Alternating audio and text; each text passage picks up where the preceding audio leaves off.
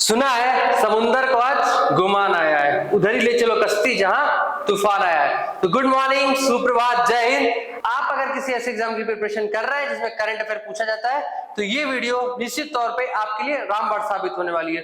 तो बिना समय को गवाए चलिए शुरू करते हैं आज का पहला क्वेश्चन। तो उससे पहले पेन को ले लेता हूं मैं, एक मिनट।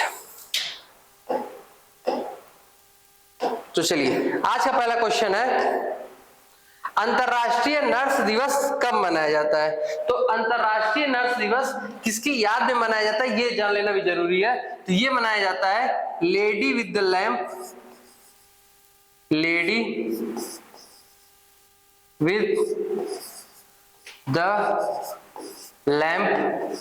अब ये लेडी विद द लैम्प है कौन? तो ये है फ्लोरेंस नाइटिंगेल। फ्लोरेंस नाइटिंगेल युद्ध के समय जो घायल सैनिक होते थे उनका इलाज किया करती थी और ये लैंप लेके घुमा करती थी, इसलिए इनका नाम लेडी विद द लैंप हो गया। और ये कब मनाया गया है? 12 मई को। कब मनाया गया है? 12 मई को। ठीक है, आगे देखते हैं। इसके बाद कुछ इंपॉर्टेंट पॉइंट्स हैं। अंतरराष्ट्रीय श्रम दिवस ये कब मनाया गया? ये मनाया गया 1 मई को। इसके बाद नेक्स्ट है अंतरराष्ट्रीय प्रेस स्वतंत्रता दिवस, जिस दिन प्रेस फ्रीडम इंडेक्स जारी किया जाता है, जिसमें भारत की रैंक है 161वीं। और कौन जारी करता है? Reporters without border. किस देश की संस्था है? फ्रांस की। तो अंतरराष्ट्रीय प्रेस स्वतंत्रता दिवस कब मनाया जाता है? 3 मई को। इसका नेक्स्ट है विश्व अस्थमा दिवस। विश्व अस्थमा दिवस कब मनाया जाता है? 7 मई को। और इसके साथ साथ 7 मई को और क्या मनाया जाता है? विश्व एथलेटिक्स दिवस। विश्व रेड क्रॉस दिवस कब मनाया जाता है? तो ये मनाया जाता है 8 मई को, हेनरी ड्यूनेंट के बर्थडे को। इसके बाद विश्व तंबाकू निषेध दिवस ये कब मनाया जाता है? ये मनाया जाता है 31 मई को। और 22 मई को क्या मनाया जाता है? विश्व जैव विविधता दिवस। इसके बाद आगे देखते हैं। आज का नेक्स्ट क्वेश्चन है, हाल ही में विश्व स्वास्थ्य संगठन ने किस वैश्विक बीमारी महामारी को ग्लोबल हेल्थ इमरजेंसी से बाहर किया है? ग्लोबल हेल्थ इमरजेंसी से बाहर किया तो किसने किया है? विश्व स्वास्थ्य संगठन। विश्व स्वास्थ्य संगठन की स्थापना कब हुई थी? 7 अप्रैल 1948 को। इसका हेडक्वार्टर कहाँ है? तो इसका हेडक्वार्टर है जिनेवा में। जिनेवा में कहाँ है? स्विट्जरलैंड में। स्विट्जरलैंड में है। ठीक है, तो इसने मंकी पॉक्स और कोविड-19 को ग्लोबल हेल्थ इमरजेंसी से बाहर कर दिया है, क्योंकि इसके केस मिलना धीरे धीरे कम होते जा रहा है। तो ऑप्शन नंबर डी सही है, ए व बी दोनों। आगे देखते हैं टीबी दिवस। टीबी दिवस कब मनाते हैं? तो टीबी दिवस मनाते हैं 24 अप्रैल को। अच्छा, मलेरिया दिवस कब मनाते हैं? तो 24 मार्च को। ये 24 मार्च को। मलेरिया दिवस कब मनाते हैं? तो मलेरिया दिवस मनाते हैं, मलेरिया दिवस मनाते हैं 25 अप्रैल को। इसके बाद नेक्स्ट है शाही रोग। शाही रोग किसे कहते हैं? हीमोफीलिया को। हीमोफीलिया को कहते हैं शाही रोग। अच्छा, शाही रोग कब मनाया जाता है? तो ये मनाया जाता है 17 अप्रैल को। इसके बाद है आरबीसी का हस्याकार हो जाना। आरबीसी के हस्याकार हो जाने को क्या बोलते हैं? थैलीसीमिया दिवस। थैलीसीमिया बोलते हैं, थैलीसीमिया। इसके बाद है हैंसन रोग। हैंसन रोग किसको बोलते हैं? कुष्ठ रोग को। कुष्ठ रोग को बोलते हैं, क्या बोलते हैं? हैंसन रोग। हैंडसम नहीं, हैंसन रोग। आगे देखते हैं। नेक्स्ट क्वेश्चन है छठे हिंद महासागर सम्मेलन। ठीक है, आई इंडियन ओशियन कमिटी। ठीक है, इंडियन ओशियन कॉन्फ्रेंस IOC। तो छठे हिंद महासागर सम्मेलन का मेजबान देश कौन है? तो वो है बांग्लादेश। ठीक है, IOC का मेजबान देश कौन है? बांग्लादेश। तो हिंद महासागर क्षेत्र में जो भी चुनौतियां होती हैं, जो भी चीजें होती हैं, जो भी स्ट्रेटेजी होती है सुरक्षा को लेकर, या भी जो चीजें होती हैं, उनके लिए सारे देश मिलकर जो भी हिंद महासागर से सटे हुए हैं वो एक बैठक करते हैं। और ये 6वीं बार की हुई है और कहाँ हुई है, बांग्लादेश में हुई है। और ये पहली बैठक कहाँ हुई थी, 2016 में हुई थी पहली बैठक। ठीक है, आगे देखते हैं।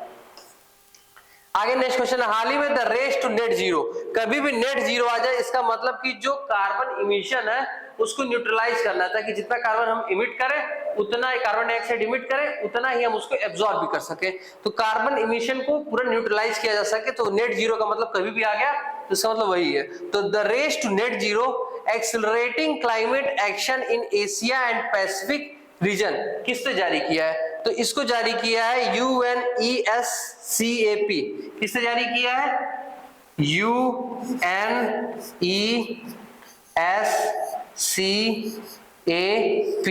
इसका फुल फॉर्म क्या होगा, यूनाइटेड नेशन इकोनॉमिक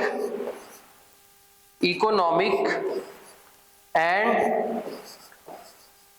सोशल। तो देखिए United nation economic and social, ठीक है, और ये क्या है, ऑन एशियन पैसिफिक रीजन। तो किसने किया है, UNESCAP। ठीक है, तो इसका फुल फॉर्म ध्यान रखिएगा। और किसने किया है, तो UNESCAP ने किया है। किस लिए किया है, नेट जीरो के लिए किया है। IUCN क्या है, तो IUCN का फुल फॉर्म होता है international union for conservation of nature. ठीक है, international union for conservation of nature. ठीक है, ये नेचर है, conservation for of nature. UNFCC क्या है, तो united nation united nation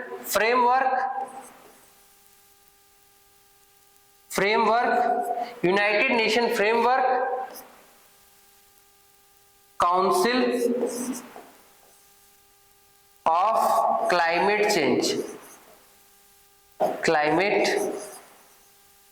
change. इसके बाद है UNDP नहीं था, ये UNEP था, united nation environment programme. United nation environment programme. ठीक है, यही जो है कॉन्फ्रेंस ऑफ पार्टीज जो होती है यूनाइटेड नेशन इन्वायरमेंट प्रोग्राम द्वारा ही चलाई जाती है। फिर WWF, इसका फुल फॉर्म क्या है, वर्ल्ड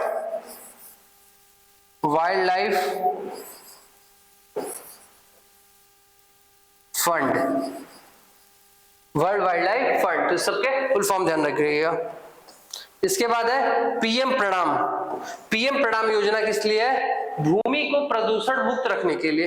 किसको, भूमि को प्रदूषण मुक्त रखने के लिए PM प्रणाम योजना शुरू है। मिष्टी योजना किसके लिए है, मैंग्रोव जंगलों को बचाने के लिए मिष्टी योजना शुरू की गई है।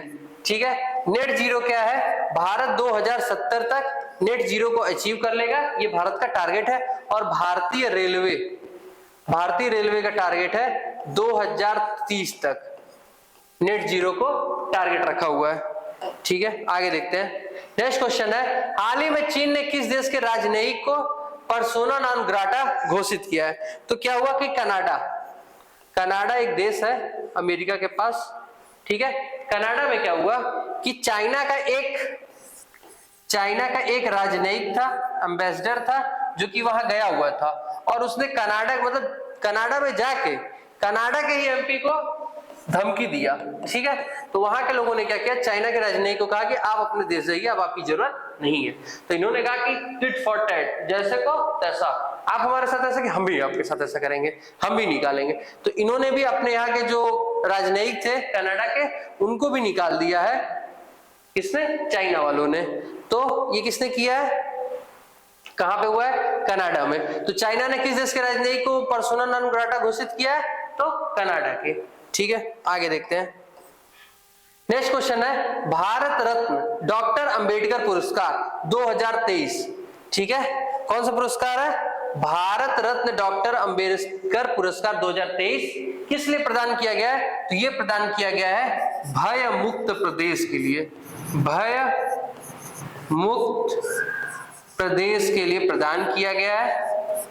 किसने प्रदान किया है, किसे प्रदान किया गया है, तो ये प्रदान किया गया है योगी आदित्यनाथ को।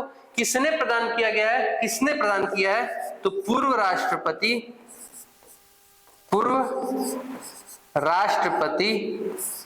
रामनाथ कोविंद ने इसे प्रदान किया है। ठीक है, आगे देखते हैं। हाल ही में दूसरा लता दीनानाथ मंगेशकर पुरस्कार किसे प्रदान किया जाएगा, तो ये प्रदान किया जाएगा आशा भोसले।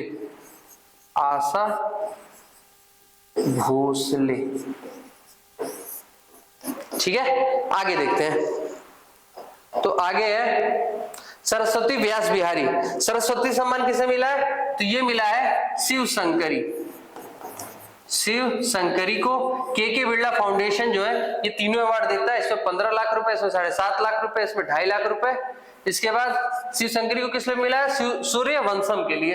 व्यास सम्मान किसको मिला है, डॉक्टर ज्ञान चतुर्वेदी को।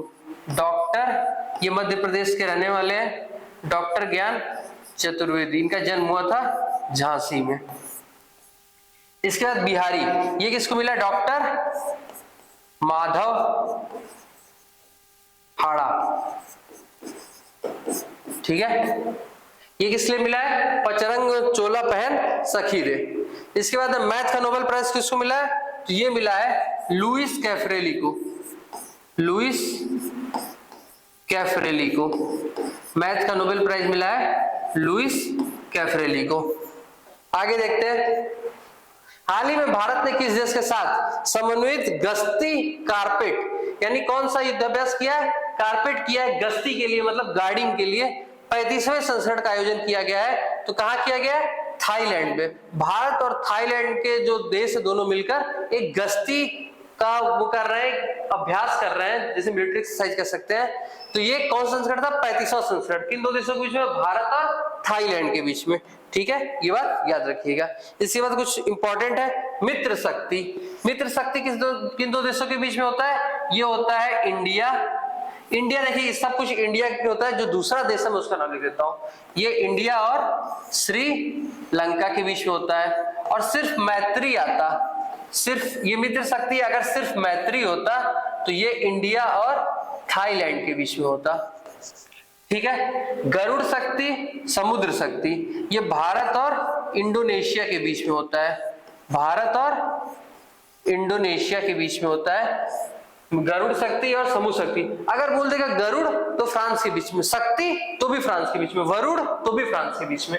सिम्बेक्स सिंगापुर और इंडिया के बीच में, सिंगापुर और इंडिया के बीच में। साइक्लोन 1 पहली बार हुआ है और एग्जाम के पॉइंट ऑफ व्यू से बहुत इंपॉर्टेंट है, इंडिया और मिस्र के बीच में हुआ है। फ्रिंजेक्स इंडिया और फ्रांस के बीच में, इंडिया और फ्रांस के बीच में होता है फ्रिंजेक्स। तर्कस इंडिया और यूएसए के बीच में होता है तर्कस। कौन सा युद्धाभ्यास, तर्कस। ठीक है, आगे देख सकते हैं। ऑपरेशन कावेरी, तो ऑपरेशन कावेरी क्या है, सूडान में फंसे हुए लोगों को बचाव का जो कार्य था उसका नाम दिया गया ऑपरेशन कावेरी। ऑपरेशन गंगा जो था, यूक्रेन से फंसे हुए भारतीय नागरिकों को निकालने के लिए जो ऑपरेशन चलाया गया था उसका नाम रखा गया था ऑपरेशन गंगा। ऑपरेशन दोस्त, तुर्की और सीरिया में जो भूकंप आए थे वहां के पीड़ितों को बचाने के लिए चलाया गया था ऑपरेशन दोस्त। ऑपरेशन देवी शक्ति, जब अफगानिस्तान से भारत के फंसे हुए लोगों को निकाला गया था तो उसका नाम रखा गया था ऑपरेशन देवी शक्ति। और प्रोजेक्ट दंतक भूटान में जो रोड बनाने का कार्यक्रम चल रहा था उसका नाम रखा गया था क्या, प्रोजेक्ट दंतक। और वहां पे जो एक पहली महिला अधिकारी तैनात की गई है उनका नाम क्या है, सुरभि जखमोला। भूटान की कैपिटल क्या है, थिम्पू।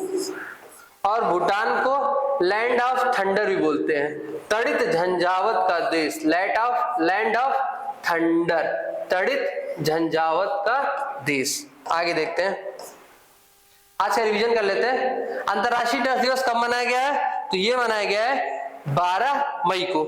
इसके बाद आगे नेक्स्ट क्वेश्चन, हाल ही में विश्व स्वास्थ्य संगठन ने किस वैश्विक बीमारी महामारी को ग्लोबल हेल्थ इमरजेंसी से बाहर कर दिया है, तो मंकी पॉक्स और कोविड-19 दोनों को। छठे हिंद महासागर सम्मेलन का मेजबान देश कौन सा है, तो बांग्लादेश। बांग्लादेश का ढाका कैपिटल है ढाका, करेंसी है टाका, और ढाका में किसी और चीज का हेडक्वार्टर भी है। किस चीज का हेडक्वार्टर है, सार्क का तो काठमांडू है। किसका हेडक्वार्टर, आसियान का, उसका तो इंडोनेशिया का जकार्ता है। इसी का हेडक्वार्टर है बिम्स्टेक का, bay of Bengal initiative for multi sector technical and economic cooperation. इसके बाद है the race to net zero accelerating climate action in Asian and Pacific region. किसे जारी किया, तो UNESCAP ने जारी किया है। ठीक है, भारत का टारगेट क्या है, 2070। हाल ही में चीन ने किस देश को राजनयिक को पर्सोना नॉन ग्राटा घोषित किया है कि आप अपने देश में वापस चले जाइए, तो कनाडा ने घोषित किया है। इसके बाद नेक्स्ट है भारत एंड डॉक्टर अंबेडकर पुरस्कार 2023 किसे प्रदान किया गया है, तो ये प्रदान किया गया है बाबा योगी आदित्यनाथ। बाबा साहेब का पुरस्कार है और दिया गया है बाबा को, योगी आदित्यनाथ को। हाल ही में भारत ने किस देश के साथ समन्वित गश्ती कारपेट के 35वें संस्करण का आयोजन किया गया, तो भारत और थाईलैंड के द्वारा। कल का सवाल था कि ऑस्ट्रेलिया में आयोजित वर्ल्ड ट्रांसप्लांट गेम 2023 में 3 पदक जीतने वाली अंकिता श्रीवास्तव का संबंध किस राज्य से, तो इसका सही आंसर था मध्य प्रदेश। मध्य प्रदेश इसका सही आंसर था। और मध्य प्रदेश के किस जगह से रिलेटेड रखती हैं, भोपाल से। माँ अहिल्या की नगरी या मामा की नगरी बोल सकते हैं। ठीक है, आज का सवाल है हाल ही में बच्चों के लिए डिजिटल स्वास्थ्य कार्ड लॉन्च करने वाला पहला राज्य कौन बना है। इसका आंसर आप कमेंट बॉक्स में जरूर दीजिएगा। ठीक है, आगे देखते हैं आज का पॉजिटिव मोटिवेशन कोड। जब टूटने लगे हौसला, तो ये बात याद रखना, जब टूटने लगे हौसला तो बात याद रखना, बिना मेहनत के हासिल तख्तो-ताज नहीं होता। और ढूंढ लेना अपनी मंजिल को अंधेरों में भी, ढूंढ लेना अपनी मंजिल को अंधेरों में भी, क्योंकि जुगनू किसी रोशनी का मोहताज नहीं होता। तो कीप स्टडी, कीप मोटिवेटिंग, पढ़ते रहिए और जीतते रहिए।